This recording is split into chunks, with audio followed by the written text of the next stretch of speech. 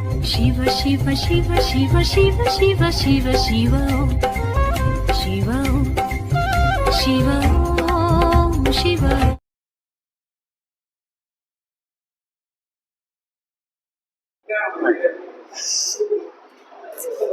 गुरु ब्रह्मा गुरु विष्णु गुरु देवा महेश्वरा गुरु साक्षात् परब्रह्मं तस्मै श्री गुरुवे नमः।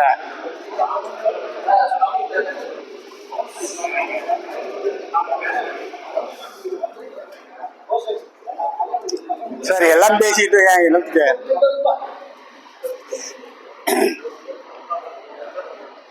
இல்ல பேசிட்டு இருக்கிறனால நீங்க பாட்டுல பேசிட்டு இருக்க. அதாவது ஒரு பையன் ஒரு கேட்டாரு, என்ன இன்னைக்கு பேசும்போது சல சத்தம் வருது, என்ன ஆண்டு விழா பார்த்துட்டேன். அப்போ நான் சொன்னேன், பரிச்ச பேப்பர் இருக்கிறேன், அதுல ஒரு கேள்வி வந்தது, குயிலை பத்தி கவிதை எழுதுகிறது. பையன் எழுதியிருந்தான், இசைப்பாடும் குயிலே நீயும் கருப்பு, எங்கள் இசைஞான இளையராஜாவும் கருப்பு, ரசிக்க தெரிந்த மக்கள் உன் குரலை ரசிக்கிறார்கள், ரசிக்க தெரியாதவர்கள் உன்னை அடித்து புசிக்கிறார்கள். அதனால எவ்வளவுதான் சிரமப்பட்டு பேசினாலும் பேசுறவங்களுக்கு ஒரு ஒத்துழைப்பு கொடுக்கணும். நான் இதெல்லாம் கேட்கவே மாட்டேன், என்ன தெரியல இன்னைக்கு வந்துருச்சு, நான் கவலைப்பட மாட்டேன் பேசுறத பத்தி. சரி, குரு பிரம்மா குரு விஷ்ணு குரு தேவா மகேஸ்வரா குரு சாட்சாத் பரபிரம்மம் தஸ்மை ஸ்ரீ குருவே நமக. வந்திருக்கின்ற அனைத்து ஜோதிட பெருமக்களுக்கும், சங்கத்தை சீரும் சிறப்புமாக நடத்தி கொண்டிருக்கின்ற நிர்வாகிகளுக்கும், ஆன்லைனிலே பார்த்துவிட்டு அதற்கு கருத்துரை சொல்லிக் கொண்டிருக்கின்ற ஜோதிட பெருமக்களுக்கும் முதற்கென வாழ்க்கத்தை உரித்தாக்கிக் கொள்கின்றேன். நான் எப்பொழுதும் ஒரு 3 தலைப்புகளிலே பேசுவோம். முதலாவதாக குப்புசாமி விதி, இரண்டாவது 9ஆம் பாவத்தை பற்றி, மூன்றாவதாக 9ஆம் பாவத்தில் இருந்து ஒரு 10 பாடல், அதுக்கு ஒரு உதாரண ஜாதகம் பொருந்துவதாக. அதனால முதலாவதாக குப்புசாமி கேட்டேன், குப்புசாமி என்ன நான் பயன்படுத்துவது குப்புசாமியினுடைய ஜோதிட விதிகள் 4 விதிகள் மட்டுமே. ஒன்று, ஜாதகருடைய வயசு, இரண்டாவதாக ராசி கட்டம் நவாம்ச கட்டம், மூன்றாவதாக நடக்கின்ற தசாபுத்திகள். ராசி கட்டம் தவிர வேறு அப்பக்கப்ப நவாம்சத்தை பார்த்துக்குவேன், மீது எங்கேயும் போக மாட்டேன். சரியா இருந்தாலும் சரி தவறா இருந்தாலும் சரி இந்த நட்சத்திரங்கள்லாம் நான் தூர வச்சிருவேன். சரி, 5ஆம் இடத்தை பத்தி இன்னைக்கு பேசலாமான்னு கேட்டேன். சரின்னா, ஒரு ஜாதகத்திலே சூரியன் 5ஆம் இடத்தில் இருந்தால் என்ன பலன்?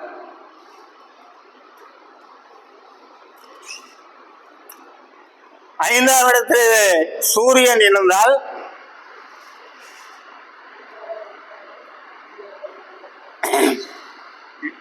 அந்த 5 குடையவன் கேந்திர திரிகோணத்தில் இருந்தால் எடுத்த காரியத்தில் தீவிரமான முயற்சி பண்ணி வெற்றி பெறுவான்.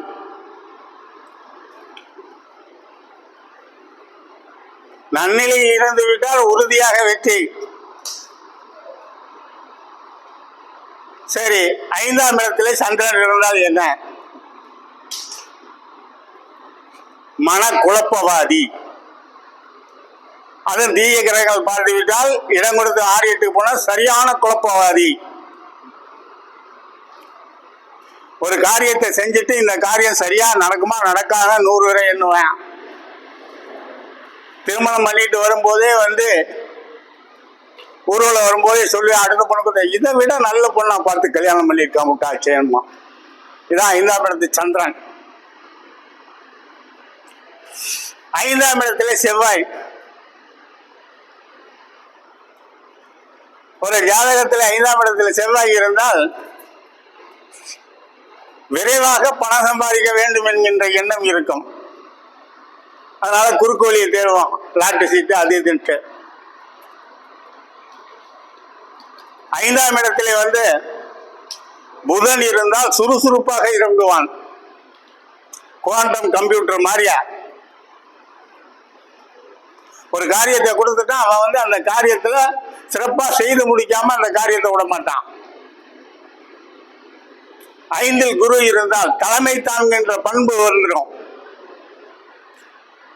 செல்வம் எளிமையாக சேரும். 5ல சுக்கிரன். வருகின்ற மனைவி நகநட்டோட இருப்பான், ஆனா அந்த மனைவிக்கு அடங்கி நடப்பான். 5இல் சனி மனக்குழப்பவாதி. அடுத்தால் அதே சமயத்தில் நல்நிலையில் இருந்தா அருமையான பலன். அப்புறம் ராகு கேது. ஒரு ஜாதகத்தை பார்த்து சொன்னேன், 5இல் ரவிகாரி அரவுடன் செவ்வாய் நிற்க துஞ்சிடு மாமன் என்று சொல்லவும் பேருண்டோ, மிஞ்சிய இருந்துட்டாலும் மீளாத அவன் குடும்பம் பஞ்சு போல் பறக்க செய்யும் பாலகன் பிறக்கத்தானேனே. இணையா சொல்ற, என் பையனுக்கு 5ஆம் இடத்துல ராகு இருக்கு, எனக்கு 3 மாமன் தான் பையனுக்கு. வீமகவி போய் சொன்னாரா? நான் போய் சொன்னா 5 பேர் எப்படி இருப்பாங்க? பேச்சுவார்த்தை இல்லை என்ன? அதுதான் ஐயா ஜோசியம்லாம் இருக்கிறாரு, பேச்சுவார்த்தை இல்ல. புத்திர தோஷம். 5இல் நஞ்சு இருந்தால் கொஞ்சுவதற்கு பிள்ளை இல்லை.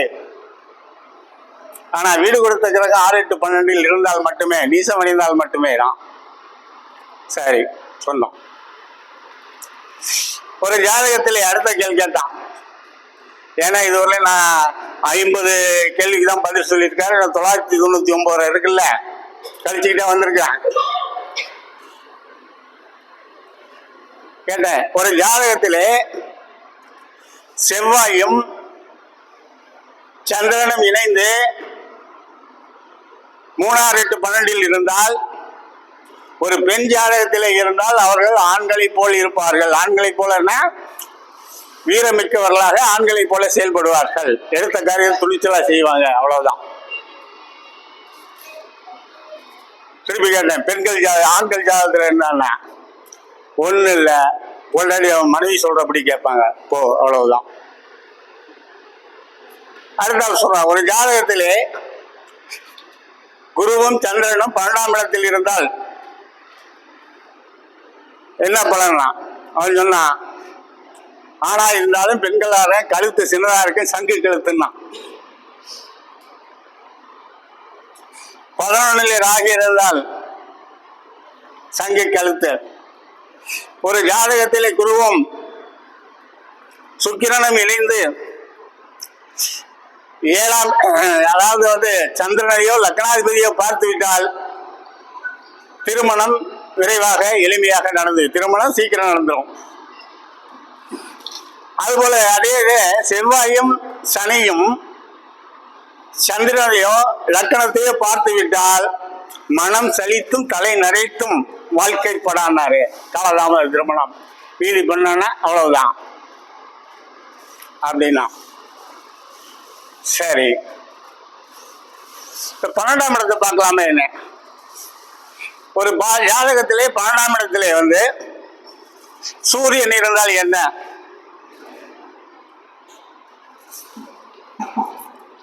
தந்தை மகன் ஒற்றுமை இருக்காது. தந்தை பிரிய மகன் மேல பிரிய வைக்க மாட்டான்.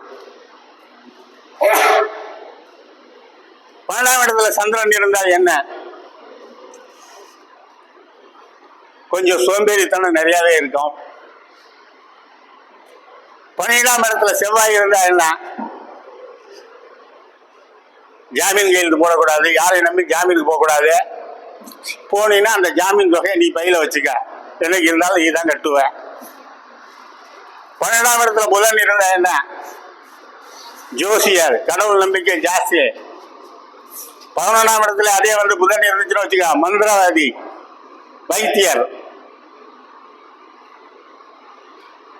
12ஆம் இடத்துல குரு இருந்தா சிறப்பான ஆளு, வருமானம் வந்துகிட்டே இருக்கும். 12ஆம் இடத்துல சுக்கிரன் இருந்துச்சுன்னு வச்சுக்க, ஆடம்பரமான வாழ்க்கை.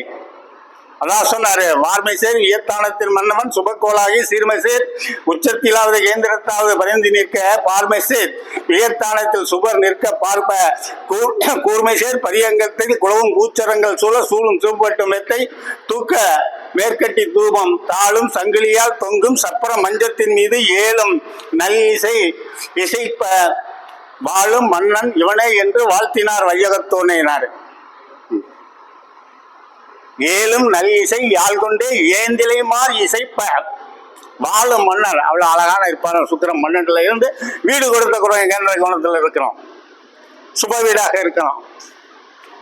சனி 12ல, பாவகிரகம் சேரக்கூடாது. பாவகிரகம் சேர்ந்து திசை நடத்துச்சுன்னா முடிவுரை எழுதிடலாம். சரி, அடுத்தாப்புல சொல்லலாம். முடிச்சாச்சா? 9ஆம் இடம். அடுத்த தலைப்பு 9ஆம் இடம். சென்ற மாத கூட்டத்திலே 9ஆம் இடத்தை பற்றி பேசினேன். ஒரு 10 கருத்து சொல்லிட்டு போனேன்.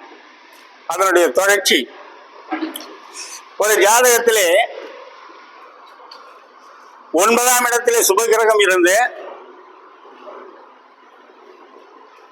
சுபகிரகத்தால் பார்க்கப்பட்டு 9 சுபராசியில் இருந்தால் இவனுடைய தந்தை சௌக்கியம் உடையவனாக இருப்பார். அதே போல 9ஆம் இடத்தை குரு சுக்கிரன் பார்க்க அம்சத்திலும் வந்து இவர்கள் நல்நிலையில் இருக்க, 9வது அதிபதி நல்நிலையில் இருக்க, இவன் 33 வயதுக்கு மேல் மிகுந்த செல்வந்தனாக ஆயிருப்பார் அவங்களுடைய தந்தை. 9ஆம் இடத்தில் பாவ கிரகங்கள் இருக்க, பாவ கிரகங்களால் பார்க்கப்பட்டு இருந்தால் தந்தை சரியில்லாதவராக இருப்பார். அம்சத்திலும் அந்த 9ஆம் அதிபதி கெட்டு போய் இருக்க வேண்டும். அடுத்ததாக ஒரு ஜாதகத்திலே வந்து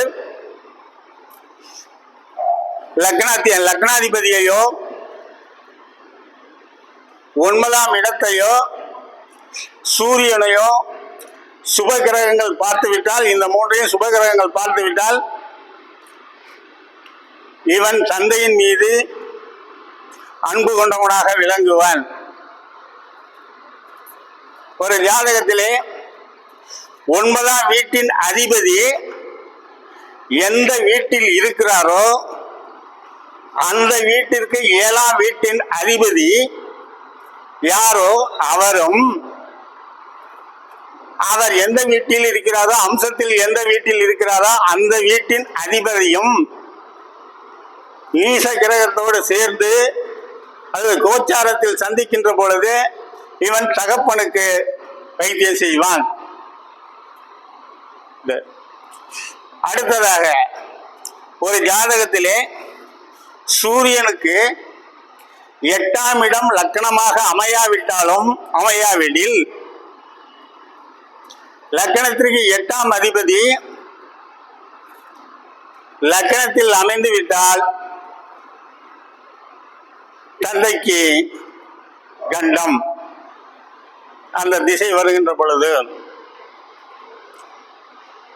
ஒரு ஜாதகத்திலே வந்து லக்னத்திற்கு சூரியனுக்கு 2ஆம் இடத்தில் லக்னம் அமைந்துவிட்டால் தந்தை மகன் சிறப்பு இருக்காது. ஒரு ஜாதகத்திலே சூரியனுக்கு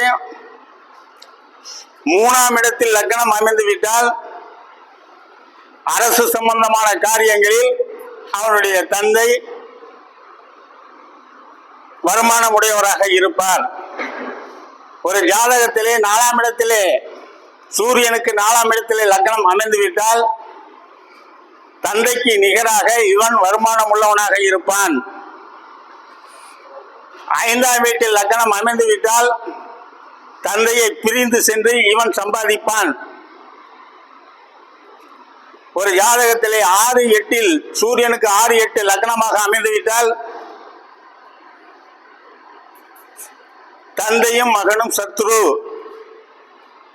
சூரியனுக்கு 7ஆம் வீடு லக்னமாக அமைந்துவிட்டால் வரக்கூடிய மனைவியானவள் சம்பாதிக்கக்கூடியவர்களாக இருப்பார்கள். ஒரு ஜாதகத்திலே சூரியனுக்கு 9ஆம் இடம் லக்னமாக அமைந்தாலும் 10ஆம் வீடு லக்னமாக அமைந்தாலும் மிக சிறப்பான யோகத்தை கொடுக்கும். அதே போல சூரியன் எந்த வீட்டிலே சூரியனுக்கு 9ஆம் இடத்திற்குரியவன் துலாத்திலே இருந்தால் தகப்பனுக்கு கண்டம். இப்படி எடுத்து பாருங்க. இப்படி குப்புசாமி நமக்கு ஒரு 25 கருத்து சொன்னாரு. உங்களுக்கு பயனுள்ளதாக இருந்தால் ஏற்றுக்கொள்ளுங்கள். சரி, இப்ப பாடலுக்கு போயிடுவோம்.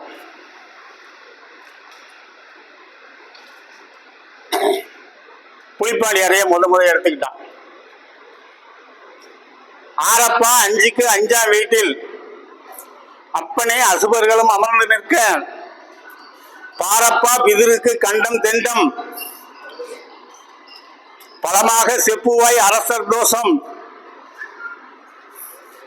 சீரப்பா சுபர்கள் நிற்க செல்வம் உண்டு சிவசிவா பிதிருக்கு விதியும் தீர்க்கம்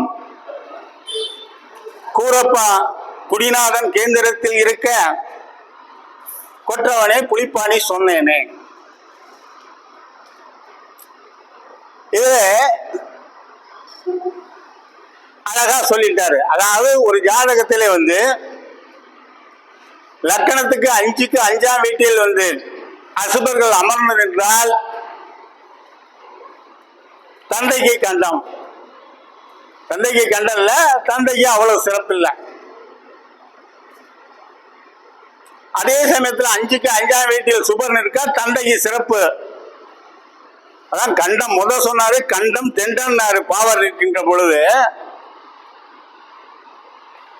அதே சுபர் நிற்கின்ற பொழுது என்ன சொன்னாரு, விதியும் தீர்க்கம் செல்வம் உண்டு. 2 பேரும் அப்படியே பிரிச்சுக்கிட்டாரு, அட்டவணை போட்டு. எளிமையா புலிப்பாண்டியார் சொல்றது அப்படியே எளிமையா கரெக்டா இருக்கும். அடுத்த பாட்டு சொன்னாரு, பரப்பா என்னும் ஒரு பெருமை கேளு பகலவனோடு கம்மா போட்டுக்கணும். பகலவனோடு சனியும் பாம்பும் சேர கம்மா போட்டு இவங்க 2 பேரும் சேரணும். கூரப்பா குமரன் உதிப்பதற்கு முன்பே கொற்றவனை பிதிருக்கு கண்டம். பாருங்க, சீரப்பா கூரப்பா குமரன் உதிப்பதற்கு முன்பே கொற்றவனே பிதிருக்கு கண்டம். ஆரப்பா அத்தளத்தோன் சுபனை கூட அப்பனே கண்ணுற்று நோக்கினாலும் சீரப்பா சில காலம் பிதிரிருந்து சிவசிவா சிவலோகம் போவானே. இதுல ஏதாவது மறுக்க முடியாது, இதுக்கெல்லாம் எவ்வளவு வேண்டியதில்லை. அடுத்த சொன்னா, ஆச்சப்பா 18 கோள்கள் நீக்க அப்பனே அவரவர் பொசிப்பு நாளில். பாருங்க 10 ஏன் 10 8 சொன்னாரு. 9ஆம் இடம் தந்தை சாணம், இது 8ஆம் சாணம், இது 2ஆம் சாணம். அதான் பாரு எப்படி சொல்றாரு பாருங்க. ஆச்சப்பா 18 கோள்கள் நீக்க அப்பனே அவர் அவர் பொசிப்பு நாளில். அந்த தசாபதி வரணும், அதான் பொசிப்பு நாளில். அதுல என்ன கவனிக்க வேண்டியதுன்னா, இந்த 8ஆம் இடத்துல இருக்க கிரகமும் 10ஆம் இடத்துல இருக்க பாதிக்கப்பட்டிருக்கணும். அங்கதான் விஷயம் இருக்கு. அதான் சொன்னாரு, ஆச்சப்பா பட்டத்தில் கொள்கை நிற்க அவரவர் கொதிப்பு நாளில் கூச்சப்பா குளவியின் பிதுரை தேடி கொற்றவனே சண்டனும் வருவான் பாரு. சண்டன்னா யாருங்க? யமன். அதுக்கு அடுத்தாப்புல அழகான வரி, அடுத்த வரியை தான் சொன்னாரு. என்ன வரி சொன்னார் பாருங்க. மூச்சப்பா மேதினியில் செம்பொன் தேடி இவனும், வெளியூர் போயிடுவான் கொலைக்கா. மேதினியில் செம்பொன் தேடி இவனும் முக மினிக்கு மாதருடன் கூடி வாழ்வான். அங்க போய் அவர் அங்க இருப்பார் ஜாலியா. ஏச்சப்பா போகருடைய கடாச்சாரத்திலே இயம்பிலேனே புலிப்பாணி. அடுத்தவர் சொன்னாரு, தானப்பா இன்னும் ஒரு புதுமை கேளு, தயவாக தனபதியும் தனத்திலேற கோணப்பா குமரனுக்கு தனம் இருந்தும் கோவலயத்தில் கஞ்சனடா ஒரு காசு வீணானார். இது 2ஆம் இடத்தை வச்சுக்கலாம். 9ஆம் இடத்துக்கு இந்த பாட்டு பொருந்தும். ஒரு ஜாதகத்திலே 2ஆம் இடத்துல ஆட்சி பெற்ற கிரகம் இருந்தாலும் சிக்கனமா செலவு பண்ணுவான். அதே போல 9ஆம் அதிபதி 9ல இருந்தாலும் அதே கேஸ் தான்.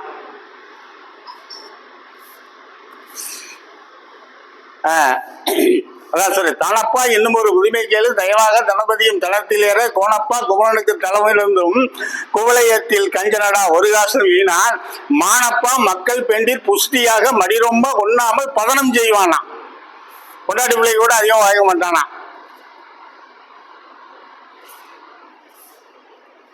தேனப்பா போருடைய கடாச்சாரத்திலே எம்பிலேன்னு சொன்னாரு. அடுத்த வரி அழகா சொன்னாரு. காணப்பா இன்னும் ஒரு புதுமையை, எல்லாம் 9ஆம் இடத்தை பத்தி தான், வேற எங்கேயும் இருக்காதுங்க. காணப்பா இன்னும் ஒரு புதுமையை கேளு, கணமுள்ள தனலாபத்தில் நிதியனும் ஏற ஊனப்பா உயர்நிதியின் நிதியை நிற்க தனம் நிதியும் பொருளும் கிட்டம் பானப்பா புதைப்பொருளும் கிட்டுமட சிறப்பாக மேலியில் வாழ்ந்துருவார். அடுத்தாப்புல இன்னொரு சொன்னார், தந்தை மகனுக்கு உறவியா, பாரப்பா இன்னும் ஒரு புதுமை கேளு, பஞ்சமத்தில் கருணாகம் வாழ்ந்திட சீரப்பா செங்கதிரோன் பார்த்திட்டாலும் சிவசிவா பரதேசம் போவான் காலை ஆரப்பா அகம் பொருளும் நிலமும் கெட்டும். போய் நிறைய சம்பாதிச்சிருவான். ஆரப்பா அகம் பொருளும் நிலமும் கெட்டும் அப்பனே அவன் பிதா லட்சை பண்ணான். அடுத்தவர் சொன்னார், கூறப்பா 65 கூற்றுவனார் வரும் செய்தியையும் கூற தவறாதே. அடுத்தவர் சொன்னாரு, செய்யப்பா இன்னும் ஒரு செய்தி கேளு, செயலாக நிதியனும் கருமனும் ஒன்று கூடி நிற்க. நிதியன்னா யாருங்க? 9 கூடியவர். கருமன்னா 10. நிதியனும் கருமனும் ஒன்று கூடி நிற்காத கர்ம கர்மாதிபதி யோகம். கையப்பா இருவரும் கண்ணுற்று நோக்கினாலும் கனமாக இருவரும் மாறி நின்றாலும் ஐயப்பா அகம் பொருளும் நிலமும் செம்மன் கிட்டுமோடா ஜென்மனுக்கு. ஆகவே இதை நம்ம பாவத்துட்டு பாவம் பார்க்கணும்னு சொல்லி இருக்காங்க. ஆக எந்த ஒரு ஜாதகமாக இருந்தாலும் இந்த தர்ம கர்மாதிபதி யோகம் ஏற்பட்டால் அது தோல்வி அடைவதே கிடையாது. அஷ்டமாதிபதி சம்பந்தம் இல்லாம இருக்கணும், அது வெற்றியை கொடுக்கிறது. சரி, அடுத்தது ஒரு அழகான பாட்டு படித்தோம். போன மாசம் ஒரு விஷயம் சொல்லிட்டு போனேன். மெய்யுறு லக்கினத்தில் வியாழன் நிற்க, மெய்யுறு லக்கணத்தின் வியாழன் இருக்க ஐயமில்லாத நெஞ்சன் நீச ராசியாகில். எந்த ஒரு ஜாதகத்தில் இருந்தாலும் குரு லக்கணத்தில் இருந்தால் அவன் சிறப்பான வாழ்க்கை வாழ்வான், சிறப்பாக எல்லோரிடம் நடந்து கொள்வான். பாருங்க, அதான் சொன்னாரு, மெய்யுறு லக்கணத்தில் வியாழன் நிற்க அஞ்சமில்லா வஞ்சமில்லா நெஞ்சன் அதுவே நீசனாகில். நீசகிரக லக்கணத்துல இருந்தா என்ன சொல்றாரு பாருங்க. கையுறு பெற்ற பிள்ளை கருமத்துக்கு உதவான், கையுறு பெற்ற பிள்ளை கருமத்துக்கு உதவான், பொய்யே மிகவும் பேசுவான், பொருந்தியது வறுமையாமே. இப்படி அழகாக சொன்னாரு. அந்த அழகான ஒரு பாட்டு இது. இது வந்து கௌசிக சிந்தாமணில இருந்து எடுத்தேன். அடுத்த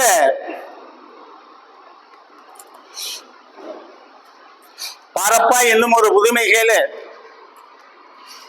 சரி. பாரப்பா பாக்கியம் 6ஆம் வீட்டில் பகர்கின்ற சனியோடு வெய்யன் நிற்க, கூரப்பா குமரனுக்கு பாக்கியங்கள் கிட்டும், கோளையத்தில் பிரசங்கி செய்வான் காலை, வீரப்பா மற்ற இடந்தனில் நிற்க, வித்தகனாம் கூத்தோடி வினோதகனாம், வீரப்பா போகருடைய கலாச்சார விளைமிலே புலிப்பாணின்னு சொன்னேன். அதாவது சனியும் சூரியனும் சேர்ந்து இருந்தால் அப்பம் அவனுக்கு 6ஆவதுன்னு சொன்னாங்க.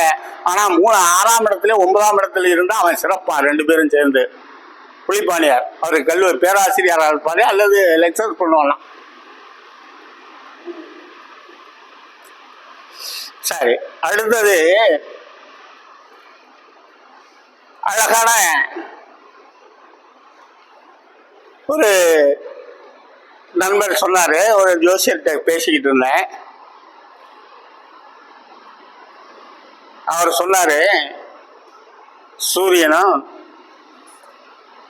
செவ்வாய் சனி இந்த 3 பேர கேந்திரங்களில் இருந்தால் அவன் மணமேடையில தாலி கட்டு போதே செத்து போயிடுவான். என்ன திடீர்னு ஒரு குண்டை தூக்கி போறேன், இது பொருந்துமா என்ன? அதுக்கு வேற என்னன்னா, பஞ்சமத்தில் செங்கோதிரவன் வாழ, பாக்கியத்தில் செவ்வாய் வெஞ்சினம் கொண்டு நிற்க, வீடுகோள் லக்கணத்தில் தஞ்சமாய் சனியும் வீழ, தாரணியில் உதித்த நங்கை பிஞ்சிலம் பருவம் தன்னில் பேதை இளம் விதவையாவே. இப்ப இந்த ஆளு வந்து இந்த பாட்டை எங்க பிடிச்சாரு? இதை வந்து இந்த பாட்டுப்படி இருந்துச்சுன்னா பெரும்பாலும் கன்னியா லக்கணத்துல எடுத்துக்க, லக்கணத்துல சனி, மகரத்துல வந்து சூரியன், இதுல எடுத்துக்க, ரிஷபத்துல வந்து செவ்வாய் போடுங்க. இந்த அமைப்பு இருந்துச்சுன்னா அந்த அமைப்பு வரும். ஆனா அந்த ஆளு எப்படி இதை சொன்னாரு? நான் ரொம்ப சிந்திச்சேன். மனமேடை, அதாவது சீக்கிரம் போயிடுவான்னா அது ரைட்டு. மணமேடையிலே மணமகன் செத்து விடுவான், தாலி கட்டுறவன் கொட்டுறதுக்கு முன்னாடி செத்து விடுவான்னா இப்படி ஒரு அமைப்பு இருக்குமான நான் நிறைய நாள் சிந்திச்சேன். இந்த பாட்டு தான் நான் பார்த்த ஜாதகத்தில் பொருந்தி வந்தது. சரி, நீலனும் செவ்வாயும் பாக்கியம் ஏறிட, எல்லாம் 9ஆம் இடம். நீலனும் சேயும் பாக்கியம் ஏறிட பஞ்சமன் நீசமாக பாவர் பார்க்க, பாலன் பிறந்து அரை வீட்டில் இருக்கின்ற போது பிதிர் போவான் ஊருக்குத்தானே, படுபாவியம் மடிமேலுற நெடிது அழுதுடுவாள் அன்னை, இவனும் பந்து ரச்சிக்க வளர்வான் பாரிலேனா.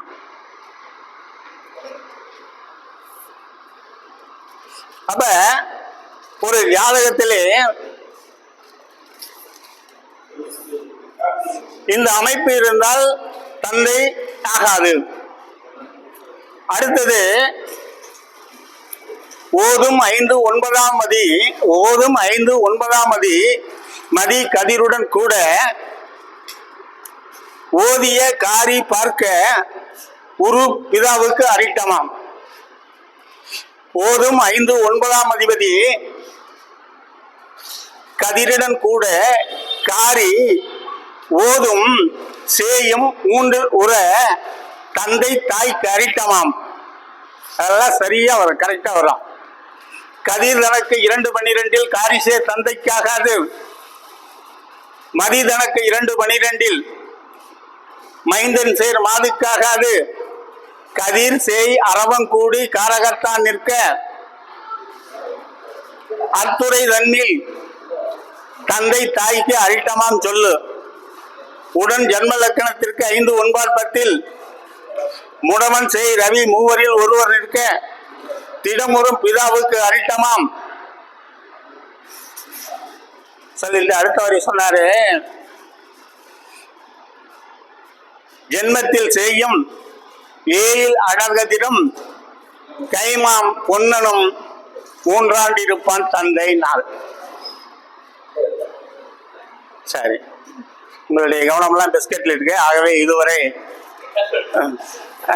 பேசுவதற்கு வாய்ப்பளித்த சங்கத்தாருக்கு நன்றி கூறி விடைபெறுகிறேன். வணக்கம்.